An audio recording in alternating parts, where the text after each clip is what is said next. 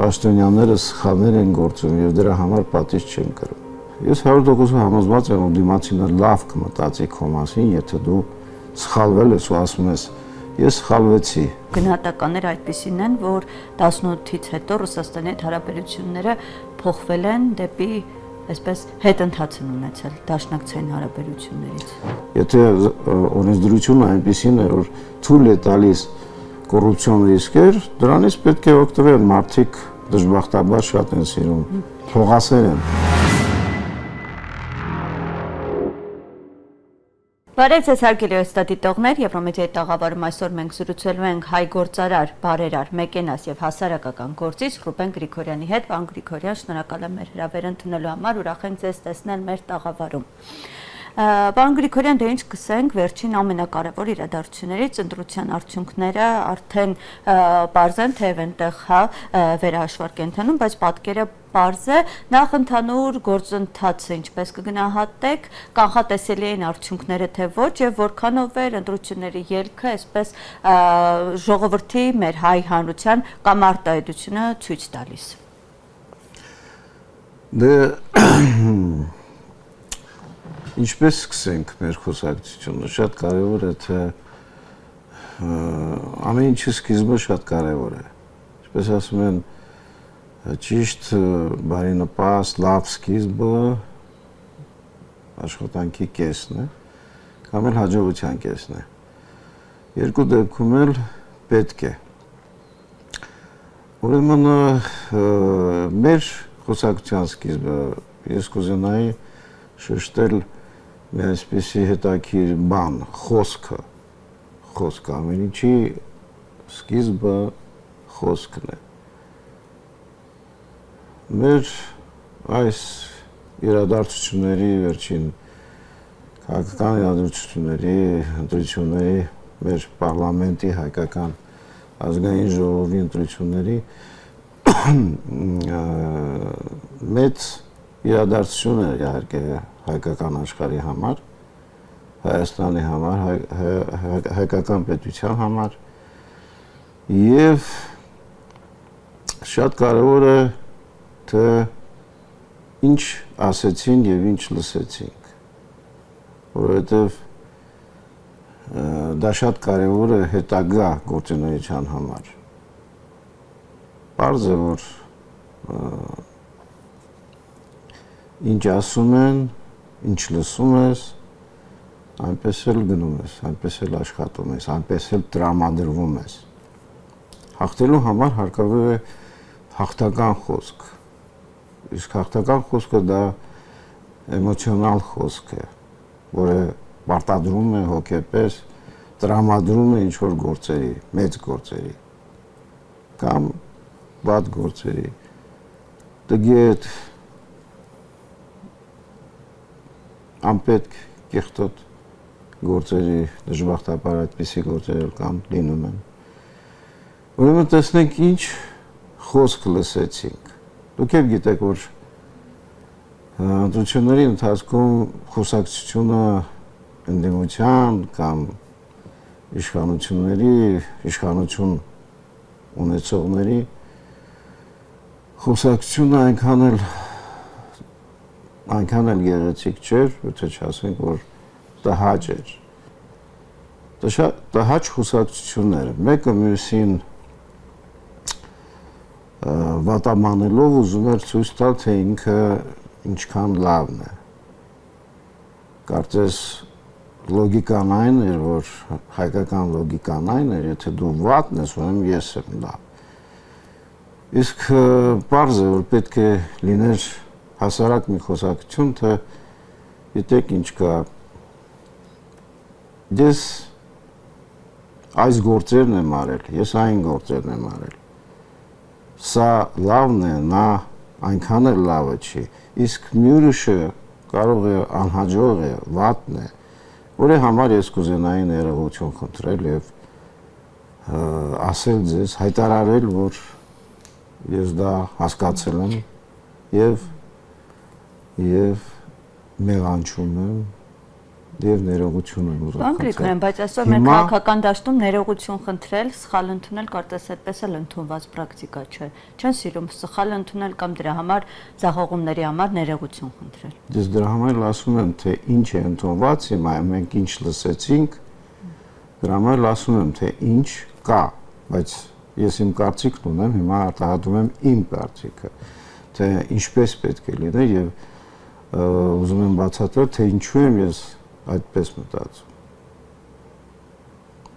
Հասկանում եք, կյանքն այնպիսի մի բան է, որ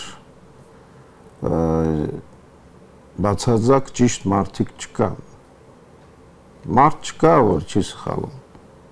Այդպիսի մարդիկ չկան եւ չհավատակ դրան։ Սխալվելը մարդու համար է, բայց եթե մի քիչ խորը մտածենք, կարող է հենց այդ սխալմունքը պետք է, որպեսզի մարդը գտնի ճիշտ ճանապարհը։ Այսինքն սխալվելով,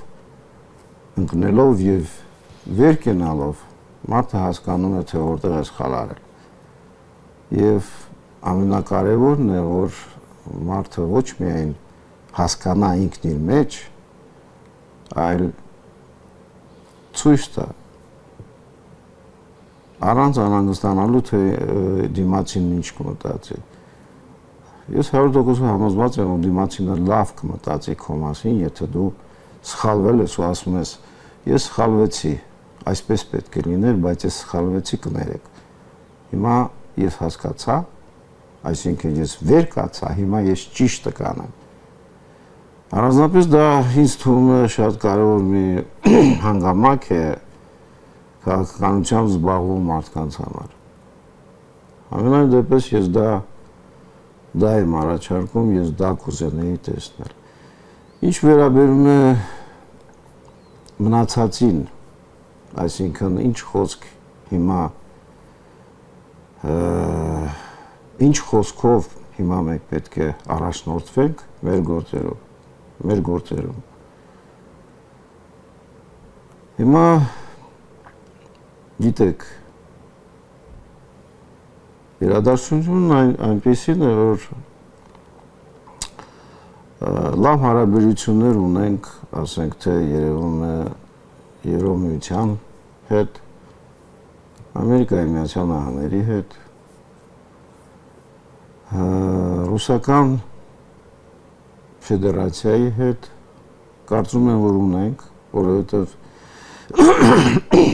Հայաստանը ոչ մի վատ բան չի արել նրանց համար։ Ընդհակառակը, մենք մեր մտածելակերպով ավելի մոտիկ ենք, որովհետև երևի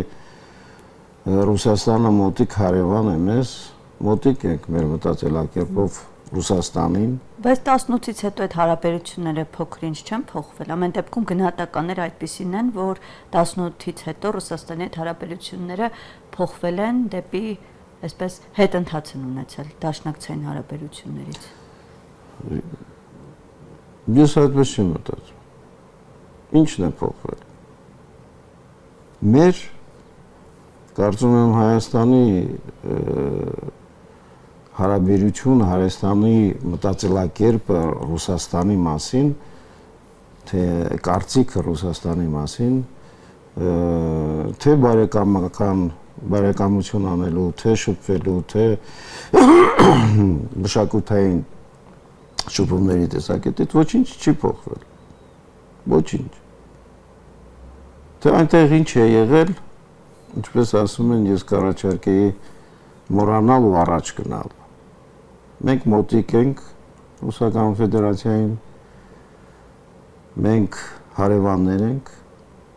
մենք սիրում ենք ռուս ժողովրդին եւ ինչու՞ չէ, ինչու պիտի չբարեկամանանք ավելի սերտ հարաբերություններ ունենալ, ինչու։ Ես թշնամական ոչ մի նշույլ անգամ պատճառ չեմ տեսնում, ընդհակառակը։ Պարոն Գրիգորյան, ձեր պատկերացմամբ, հա, հատկապես ընտրություններից հետո այս հարցը շատ կարևոր է, հանրությունը սպասում է այս հարցերի պատասխանին, ընտրությունների եղան, ժողովրդի կամքը արտահայտվեց, բա հետո ինչ է սպասվում Հայաստանի զարգացման, հա, այսպես հետագա բանաձևը ըստ ձեզ որն է, ինչ ուղով պետք է գնա։ Շատ լավ հարց է, որակապ հարց է։ Ինչպես գիտեք, կյանքում ինչպես գալիս ես, այնպես էլ գնում ես։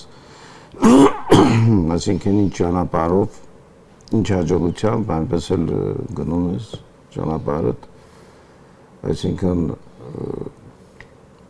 ինչ եք մենք տեսնում, ինչ եք մենք տեսել։ Ինչ եք տեսել։ Օրենսդրությունը այնքան էլ իդեալական չէ ներդրումների եւ բիզնես մարդկանց բիզնեսով զբաղվող մարդկանց համար։ Շատ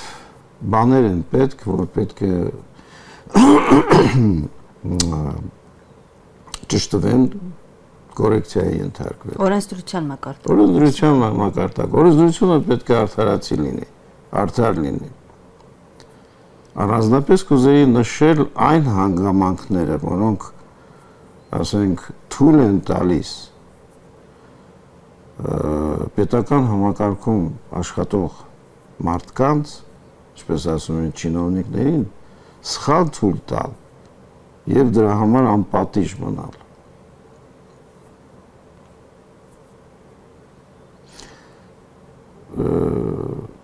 Իսկ դա իմ կարծիքով շատ մեծ վնաս է տալիս էկոնոմիկային, բիզնեսին, վերջին հաշվով մեր տնտեսությանը, դա։ Ինչու եմ ես այդպես կարծում, որովհետև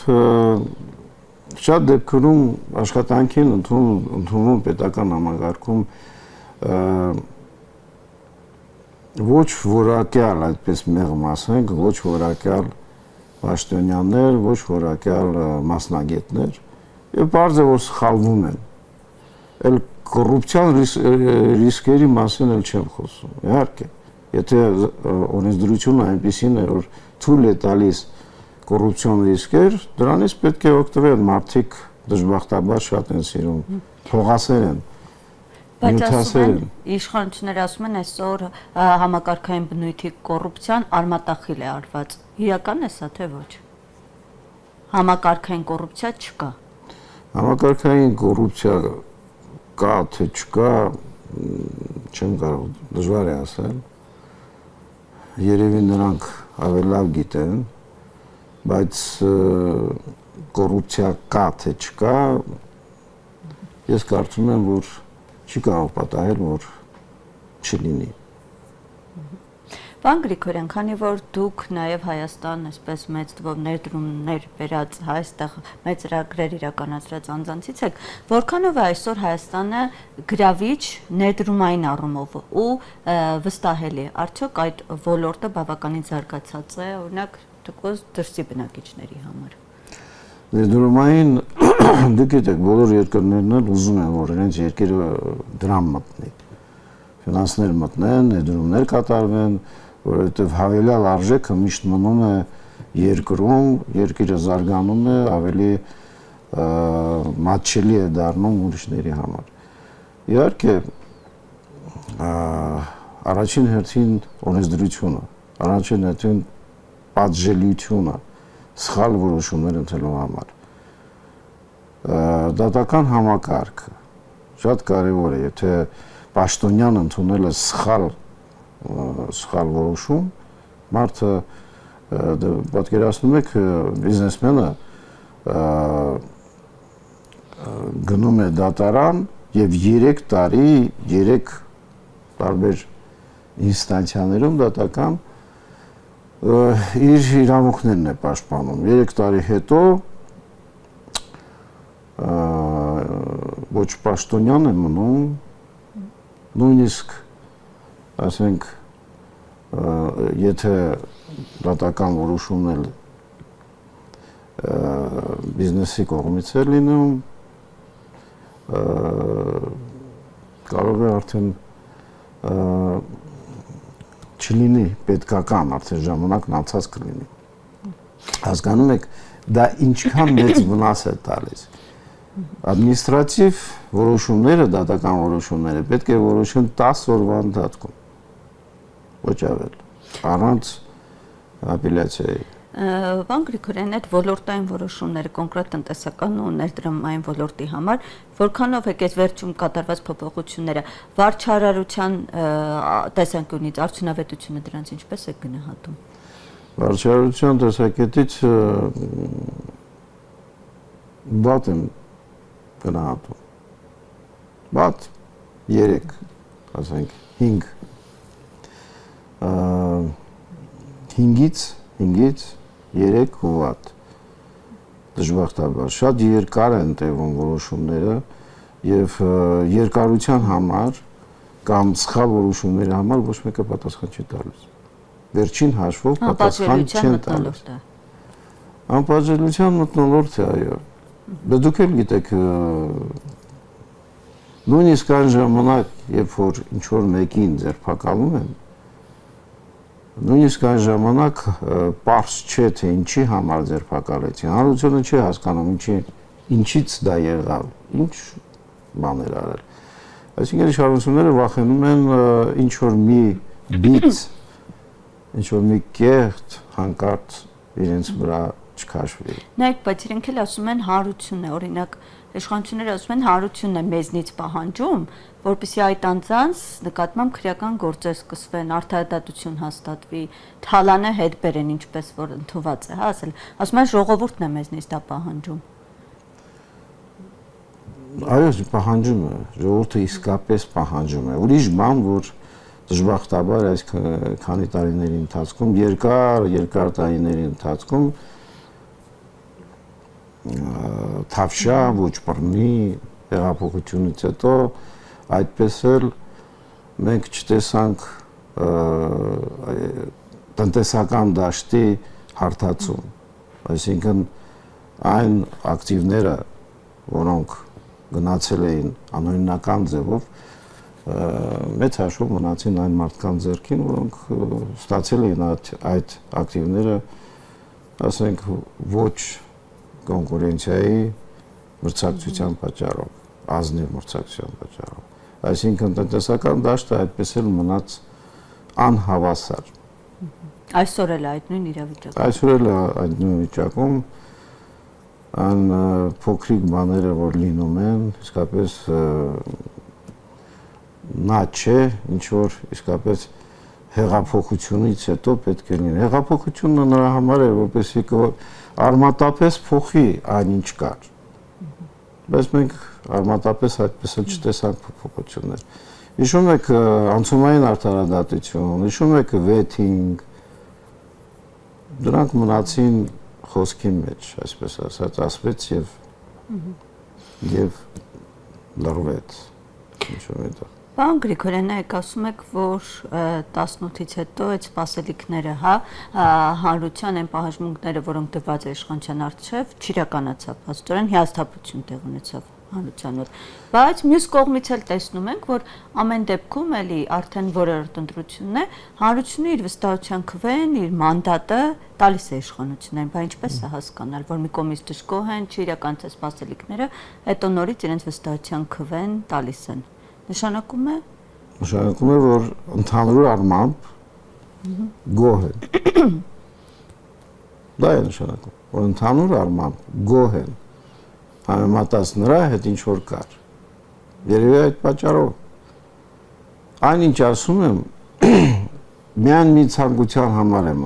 պատճառով եմ ասում։ Ցանկությունս մեկն է, որ ավելի լավ լինի, ավելի հաճելի լինի այստեղ։ Իզուր չսկսեցի խոսքի կարևորությունից, այսինքն ինչ խոսք ասում են հիմա այն իշխանությունները, որոնք իշխանությունը, որը հիմա եկել էր եւ կար, հիմա այդ խոսքը լինի ավելի ազնիվ, ավելի արդար, որպեսզի մեզ գործարարներից եւ ներդրում անող ինվեստորներից ավելի դրամադրի մեծ ներդրումներ անել, մեծ քայլերի գնալ եւ հաճույք ստանալ դրանից։ Ոչ միայն դրամ, այլ հաճույք ստանալ այն ստեղծագործությունից, այն գործերից, որոնք դու անում ես։ Միայն դրամով չէ, որ մարդն ապրում է։ Պարոն Գրիգորյան, դուք Հայաստանում մինչ օրս շարունակում եք ակտիվ այսպես գործունեություն, նոր ծրագրեր այստեղ իրականացնել, լայնամասշտաբ ոչ միայն Հայաստանի մակարդակով, այլ որոնք հետագայում արդեն համաշխարհային բնույթ են կրում։ Հետաքրքիր է, թե օրինակ հենց նույն ձեր ասած արդյունքը, ակնկալիքները, սպասումները ձեր իսկ իրականացրած նախագծերից արդարացվում են, թե ոչ, ու որն է դրանց հիմնական անելիքը, ուզում եմ մի քանիսից օրինակ ավելի այսպես հանրությանը ավելի հետաքրքրողներից մի փոքր մանրամասներ ներկայացնենք ձեր ծրագրերից։ Օրինակ ես գիտեմ, որ ավելի շատ լայնամասշտաբության առումով Արագած նախագիծն է, որը հանրության մոտ մեծ հետաքրքրություն առաջացրեց։ Ուզում եմ փոքր դուք ներկայացնեք, խոսեք ոնց եղավ գաղափարը, արդյոք ձեր նշած այս սպասելիքների հաճույքը, որի մասին դուք խոսում եք, արդարացվեց։ Պիտի ասեմ միայն մի բան, որ այն գործերը, որ մենք անում ենք, նշանակալից գործեր են, մեծ գործեր են, հաճելի գործեր են։ Եվ դա նշանակալությունը մեծ տնտեսության, տնտեսվարության մասին է, մեծ բիզնեսի մասին է, մեծ նշանակության մասին է Հայաստանի եւ պետության համար։ Այսինքն, եթե մենք կարողանանք այնպիսի մի բիզնես բերել Հայաստան, որը կլինի ռեգիոնալ մասշտաբով, այսինքն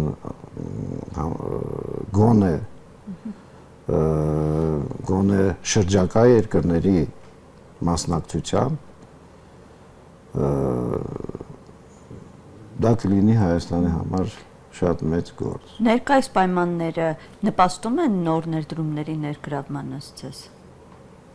Շատ թե քիչ, այո, բայց շատ կուզենայի, որպեսզի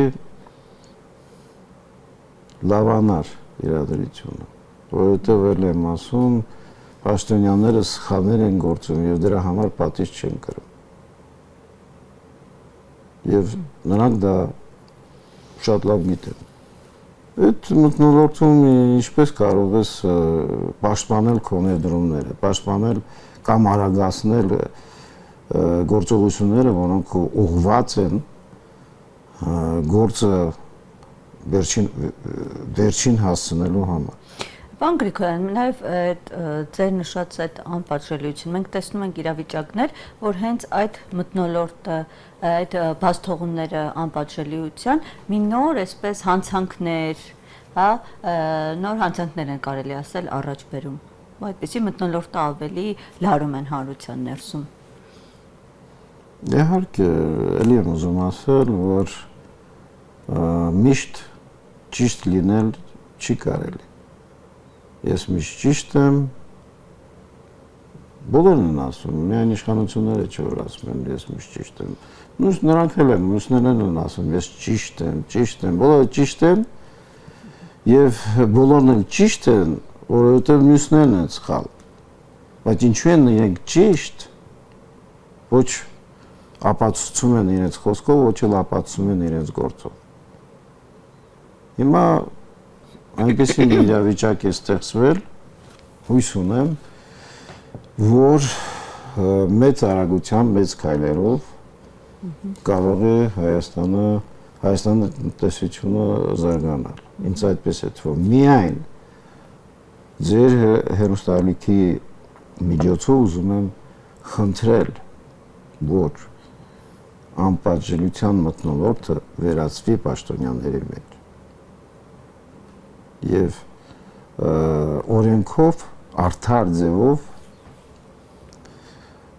պաշտպանվեն իրավունքները ներդրողների եւ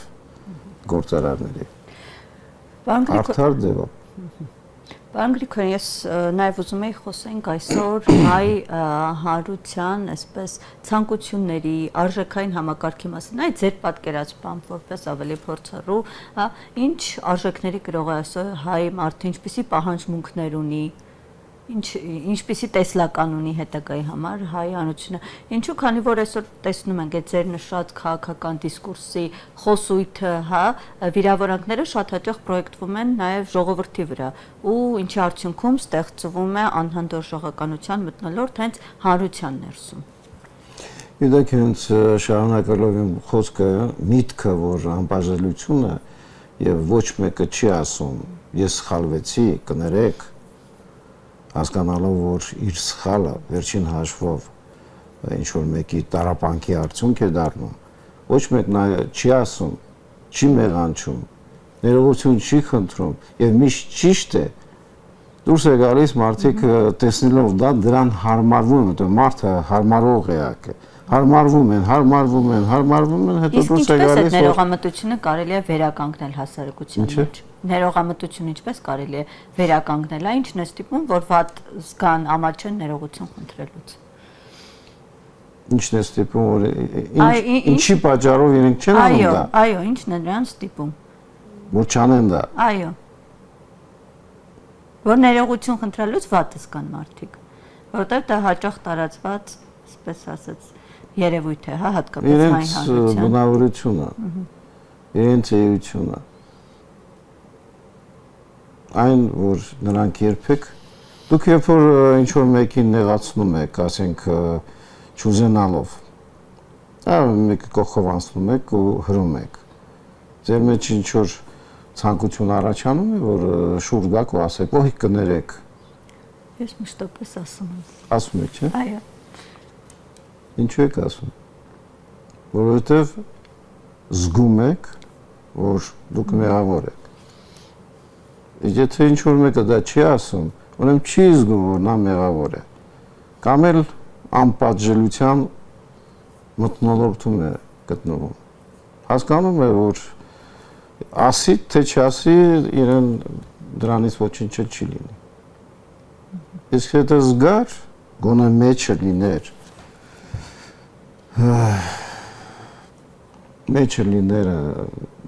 այսինքն ինքը էությամբ այնպեսի մի մարդ լիներ, որ ինչ-որ մեկին նեղացնելուց իրեն մեղավոր զգար։ Գիտակցեր սխալը։ Ոչ թե գիտակցեր, այլ զգար։ Զգար, որ ինքը սխալ է, ինքը նույնիսկ անգիտակցաբար կասեր կներեք, շատ կներեք, չէի ուզում։ Եվ ուրեմն մենք դեռ մեր հոգու խորքումը դրան չենք ասել։ Այդպիսի, ինչպես ասում են, ինտելեկտ չունենք դեռ։ Մեր հոգին դեռ շատ պարզ է, շատերի հոգին դեռ պարզ է, այսինքն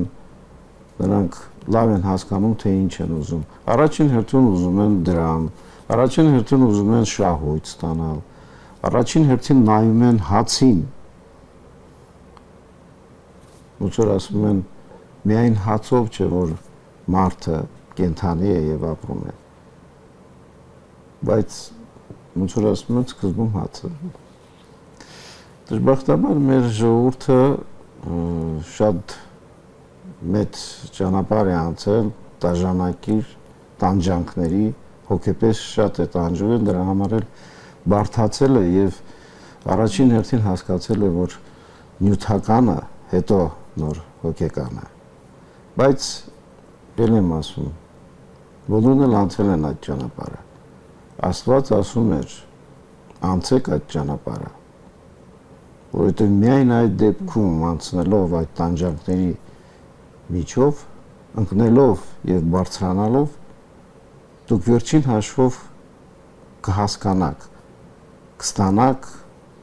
ամենաիսկական գիտակցությունը, մարդկային գիտակցությունը, որ եւ հասկանաք, թե ինչպես է պետք ապրել այս երկրում, այս կյանքում, այս աշխարհում։ Եվ չեն լինի պատերազմներ, օրինապես օրենքի ուժով չեն սպանի մարդկանց, երեխաներին, եւ մարդը, որ իր մեջ ունի երեխային պաշտպանելու բնազդաբար ծնված օրվանից այդ բնազդը երեխային պաշտպանելու ծնողներին պաշտպանելու, կնոջը պաշտպանելու այդ բնազդը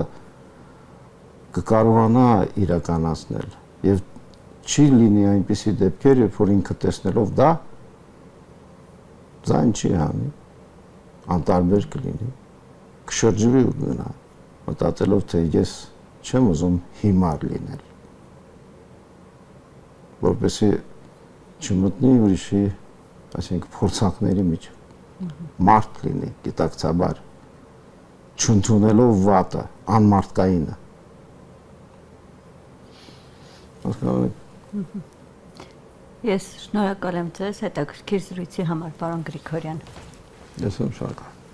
Հարգելի հաստատիտողներ, ես հիշեցնեմ, որ մենք Եվրոմեդիայի տաղավարում այսօր զրուցում ենք հայ գործարար, մեկենաս եւ բարերար Ռուբեն Գրիգորյանի հետ։ Շնորհակալ եմ մեր զրույցին հետևելու համար, կհանդիպենք։